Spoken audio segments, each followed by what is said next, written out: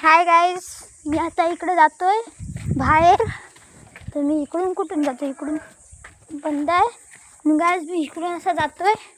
आता तुम्हाला दाखवतो कुठे जाते. पेरू काढायला जातोय, पेरू काढायला. आता ह्या आमच्या घराच्या पाठी पेरवणीचा झाड आहे गाईज. मी आता जातो. हे बघा इथे गुरं आहेत. ही आमची नाही आहेत, तुम्हाला संध्याकाळी दाखवेन. हे बघा इथं पेरूचं झाड आहे.